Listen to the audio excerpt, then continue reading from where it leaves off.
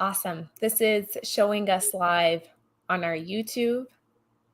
Okay. It is also showing us live on our Facebook page, getting both of those alerts.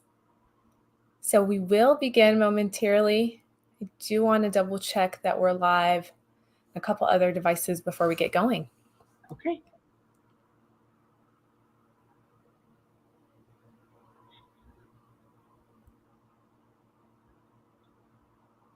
Live a couple other devices.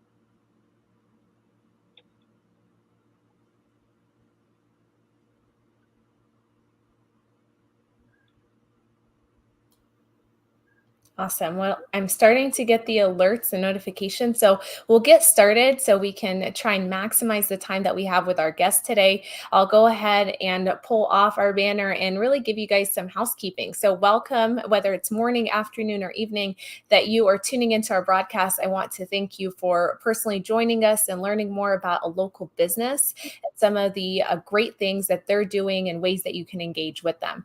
I am Juliet Abdel, your president and CEO for the Westminster Chamber. And I want to encourage you to do two things, and that is to hit the subscribe button if you're viewing this on YouTube so you can get alerted when we post videos in the future, and then to hit the follow and like button here on Facebook. That enables you to actually be notified when we go live, and you can try and time it and drop kind of what you're doing and join us into the future broadcasts that we might have. Of course, if you're tuning in with us today, then I want to also encourage you to hit the share button on this video so others in your network can also see that we're live, can join us as well, or maybe at a later point in time, tune in to the broadcast. And if you're watching it on replay, because I know that we get a lot of folks that do watch this on replay, give us the hashtag replay to make it easier for us to find your comments or thoughts. And that way we can reference you and the time that you've spent with us as well. Now, we do like to make these broadcasts engaging, and all our past ones can be found in the video section here on our Facebook page or YouTube channel. But we turn to you and rely on you for any comments that you want to throw our way. Or if you're not comfortable providing us the comment, you can always give us a thumbs up, a reaction with some sort of an emoji. Even the angry ones kind of make us chuckle, but try and stay away from those. so we don't feel like we said something too bad. But the comment section is your best friend for providing us any quick comments in support of the guest, just regular thoughts that you might have, or any questions that you may want them to try and answer. And what we'll do is loop those comments onto the screen, be able to ask it of our guest if it's a question, and just give you a quick kudos for being on here with us and spending some of your morning. With that, I already see one comment has come through, and that is Jessica. Jessica, thank you for tuning into our broadcast this morning. Jessica sharing that it's great to see our smiling faces. We are just trying to keep up with you, Jessica. I know you have just such a bubbly and great personality. So thank you for tuning in to our broadcast. Good morning to you as well. But this is how your comment will appear. It'll show your profile picture. So hopefully it's something you're proud of. And then we'll be able to quickly pull it off the screen as we've just done with Jessica's comment. Kimberly, I'm very excited to have you on the broadcast this morning with us. Thank you. I'm excited to be here. Yeah. So I think we should just jump right into it if that's okay. And maybe tell people a little bit about yourself personally. Sure. So I'm Kimberly Diaz. I've been a registered nurse for 25 years. I'm a mother of three. I have three grandchildren. I am married. I live here in Westminster, Colorado. We moved here from San Diego, California about 6 years ago. Okay. And my children are grown adults and all over the country. So I've got one in Delaware, one in Florida, one in San Diego. Mm-hmm. So that makes it fun to go visit places. that's for sure. I always say the same thing. I've got a lot of siblings. I'm the youngest of six, and they're all spread out like all over the US. And so I tell people, they are my excuse for going to check out the East Coast or the West Coast and everything like that. I mean, you get to spend time with them too. So it's not Right, totally but self yeah, serving. But it exactly. is your reason for going. Such a full family, and it sounds like you've made this your home over the last 6 years, and really decided to start up this business that we're talking about and we're referencing as really being a new member to the chamber. So if you all are joining us and you start hopping on, you can always give us a welcome to Care Matters, which is the business that we're talking about. But Kimberly, can you go ahead and tell us what your business does? Sure, sure. So as I mentioned, I've been a registered nurse for 25 years, which was inspired by my grandfather, who was a veteran. And in the last 25 years, especially the last 14, which I spent in hospice and a lot with geriatrics, just really, I wanted to make a difference.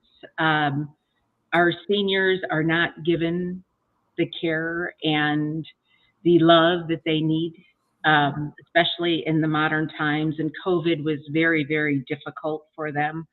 A lot of loneliness and different things that we saw come up that I don't know that we anticipated as a country. Mhm. And the bar currently for senior care is low. So my goal and the reason I really, decided to go out and do this is because I want to raise that bar. We need to do better as a country. And, my little piece of that, I feel like if we all can, do a little bit, we will make a difference. So I do everything from advocacy work for seniors that don't have a voice. I support a lot of the adult children who are tasked with, mom just fell, she can't go back to her home. Where do we go from here? So, as a nurse, I provide private duty nursing. I also am a case manager. So, I've got several clients that their families are not in state here. So, I can be their boots on the ground, Yeah. taking care of, whether that's getting them to doctor's appointments, making sure that they're being cared for appropriately at the assisted living they live in, or the memory care, or maybe our goal is to keep them at home. I also have a caregiving company, and I'm an end of life death doula. So I've spent 14 of my 25 years, as I mentioned, in hospice. I'm very passionate about end of life. And the last company I left as director of nursing for hospice, that was my biggest struggle is how am I going to be able to fill my bucket and still be able to help people and families at end of life. And I've been fortunate enough with purposefully seeking out caregivers that have that same passion for me. So we work with a lot of hospices to help families and clients as they transition through the end of life. Yeah. So you do quite a bit, to say the least. And Jessica just even shared that as well. She's like, wow, you do so much. Thanks for taking care of our seniors. And in that answer, you actually unpacked a whole host of things that I want to piggyback off of. So I want to Like, quickly I know.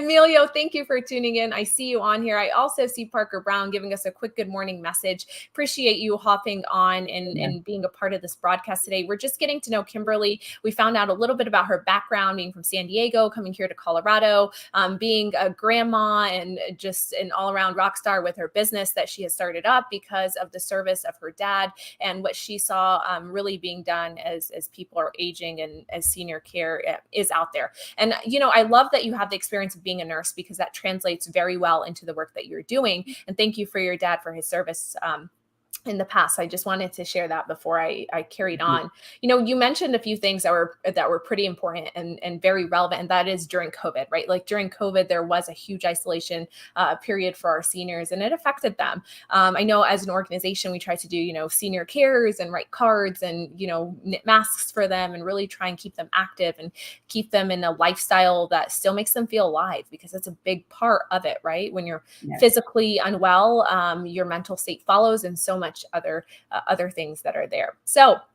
you have so many services from advocacy to adult children who need help with seniors, being a nurse that provides private duty nursing, case management, and just really the whole gamut. So, what is your, I would say, of all the things that you do, what do you enjoy the most?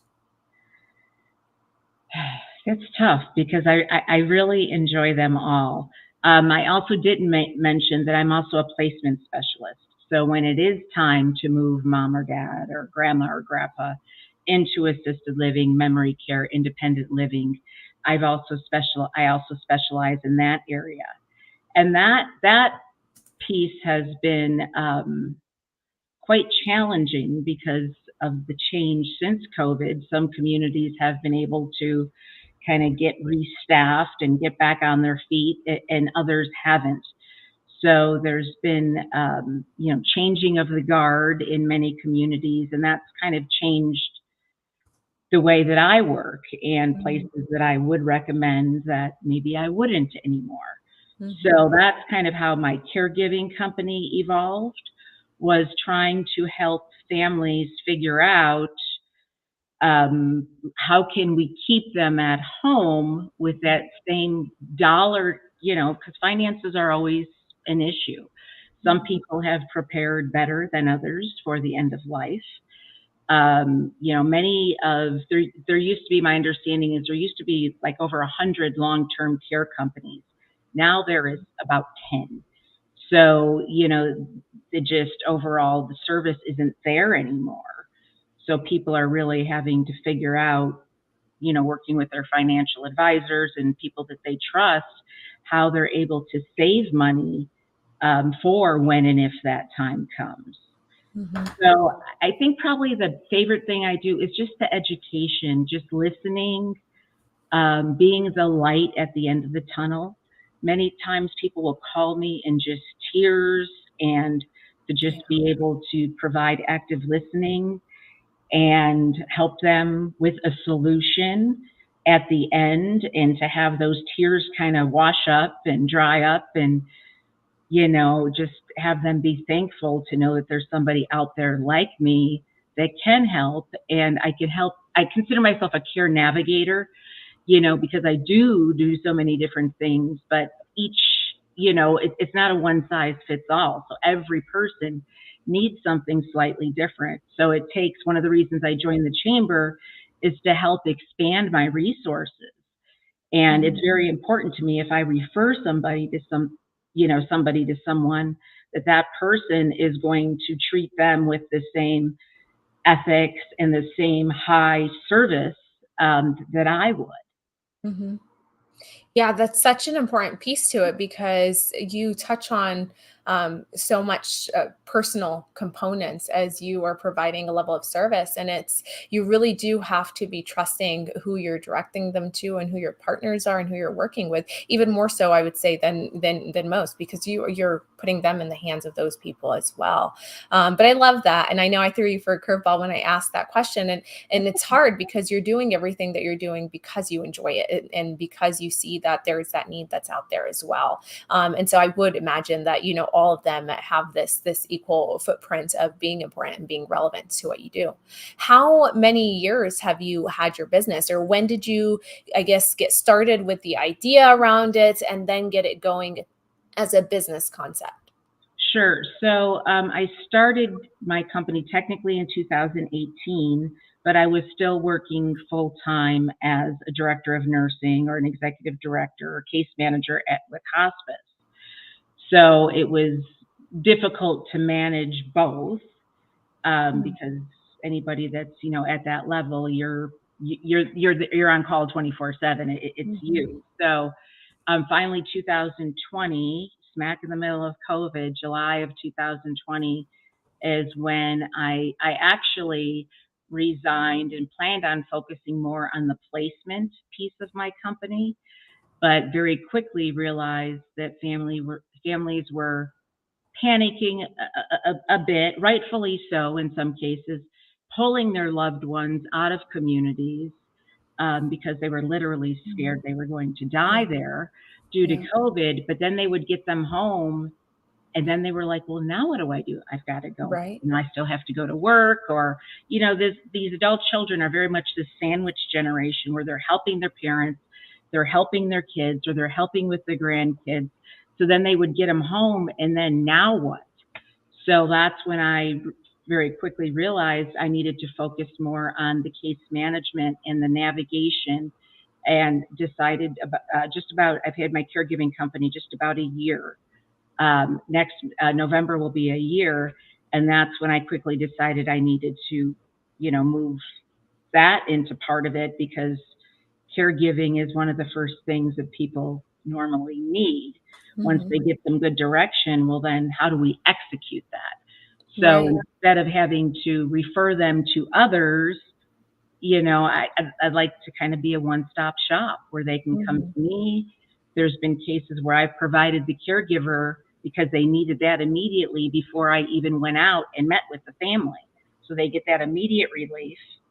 And then now let's figure out the details, and let's, Yeah. go through things a little bit more specifically and individually.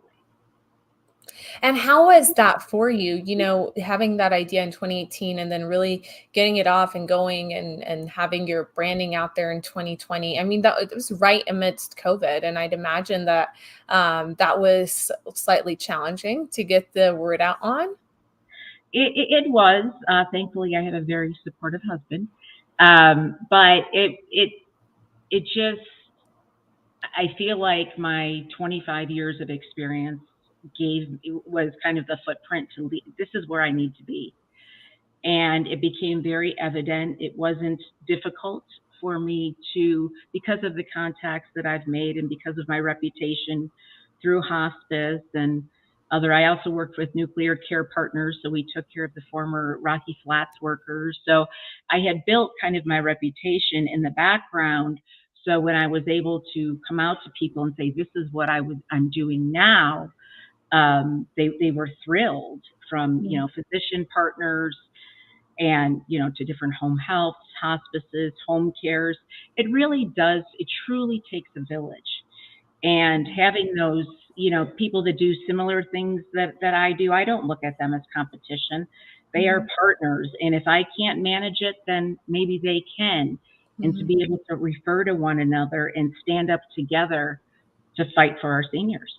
Yeah, and that's the right mindset. I always tell folks those people that are in your industry are your partners because, Absolutely. as much as we want to be doing everything and being everything to the niche that we're serving, we can't. And sometimes there are people that are more equipped to focus in on something else where it's not necessarily something we offer or maybe even our strength, but it is for them. And that is ultimately what we care about is getting them what their needs are and getting it to the best way that it can be filled. So love that mindset of yours as well.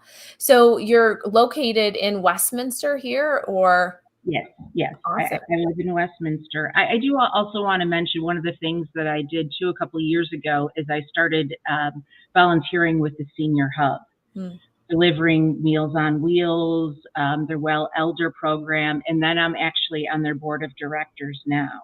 So mhm. that's Oh, been nice. very fulfilling. Yeah. And that's been a great way for me to help give back, to the community, but in a way that I also can help support the seniors. Absolutely. No, they are a great organization. I know we've partnered with them in the past. And so I'm very glad that you're plugged into that organization as well. So when we talk about a handful of really, or even two handfuls of businesses that are out there that do similar things to you, and it won't be exact, but what are some ways that you have positioned yourself to be different than some of those businesses that are out there? Or I guess what makes you unique with your business approach? Sure. The first thing is really being a nurse, because I look at things with a different set of lenses that somebody that's not clinical. For instance, with, placement, I will look at, the comorbidities, and I will really try to help families. We don't have, a crystal ball or a magic wand, but help them predict based on, the ailments that they have, what their future will look like, so that Mhm. we're placing them into the right community now that will be able to meet their needs as they decline. Also, my caregiving company was selected very carefully, and I am a referral placement agency for caregivers.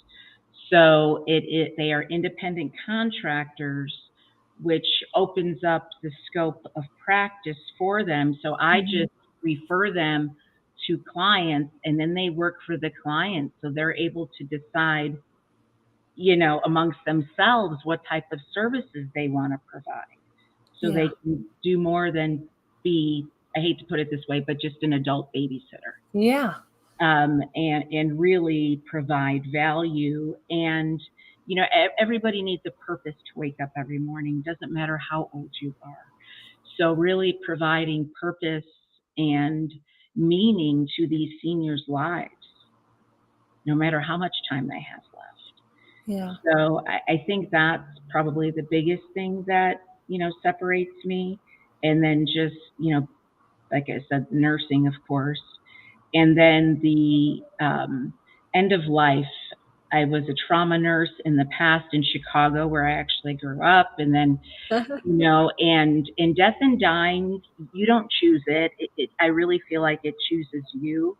That's not necessarily the path that I, thought I was going to do in my career, but it really has chosen me. And being able to go out and educate and start the conversations with people about death and dying, and Mm. it doesn't have to be fearful, and it doesn't have to be a scary thing, and none of us are getting out of here alive. I mean, That's that's true.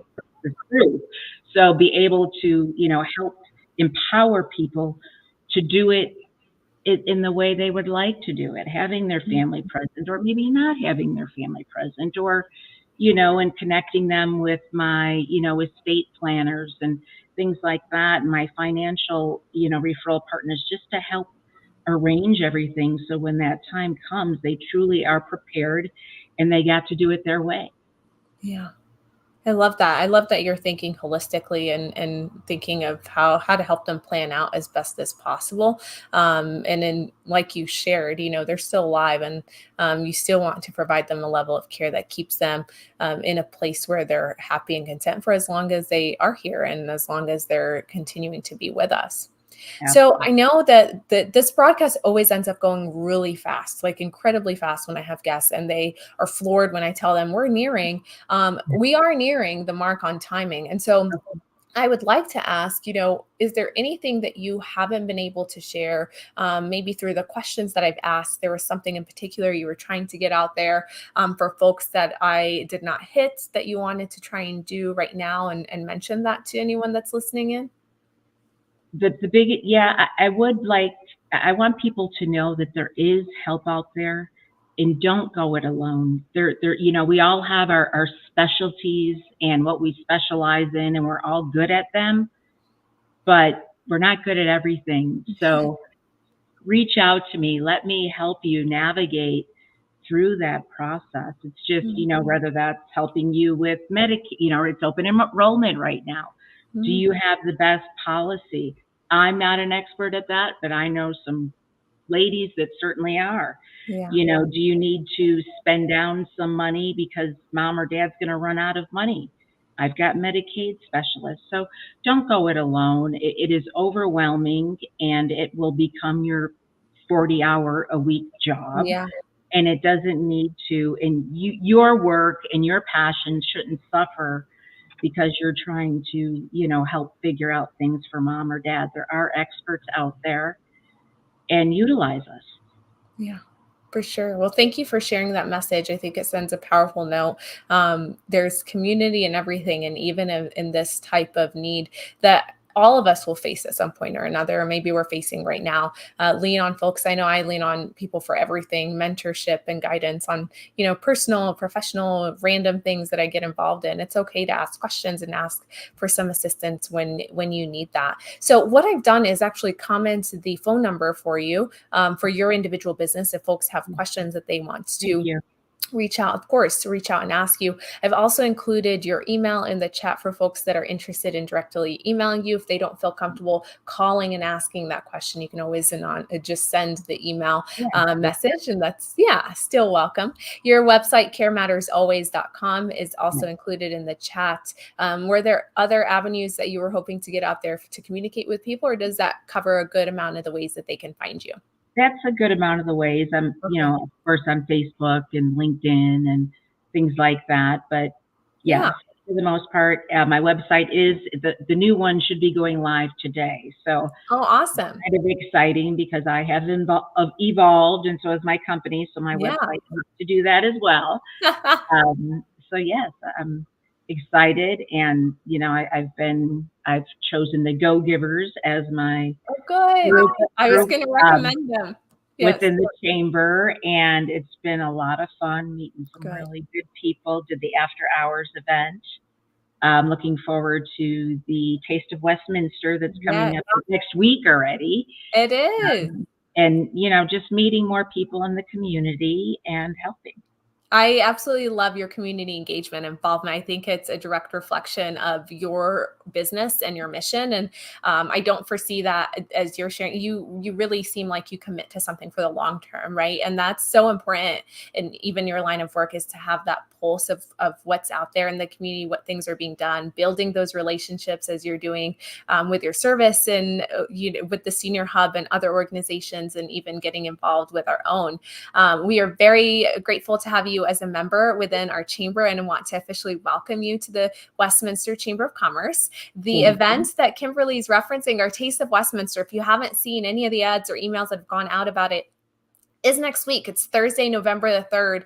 And it is crazy because October literally just flew by. And so you may not have it on your radar because you're like, it's still October. It's next Thursday. So next Thursday, 5:00 is when the doors open. That's when the Taste of Westminster is. It's over at the Ice Center at the Promenade. We have amazing partners. Highland Hills allows us to have this event there every year. We've got food vendors, non-food vendors that are fun. You have an opportunity to vote for the best tasting food, the most fun non-food vendor, best sniff and sip. That's for our libation vendors. Everyone's welcome, even your kiddos, and anyone that's 21 and up will have a way that you can identify that. So don't feel like it's going to be a booze fest, because it's not. This is a family-friendly event intentionally.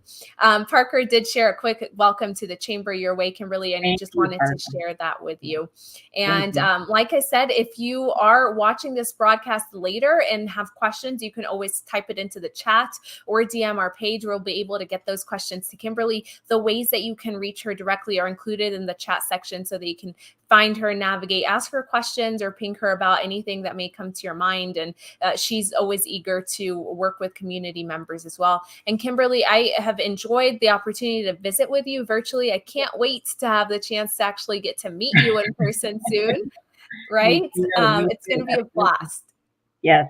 Being able to see people and hug them and touch them again. Oh my goodness. Yeah, makes a big difference. For us huggers, it's like, we're back to life, right? Exactly. With that, I want to thank you again and wish you a terrific rest of your afternoon. And for those of you that are tuned in, thank you once more for tuning in, engaging, and hitting that share button on this video.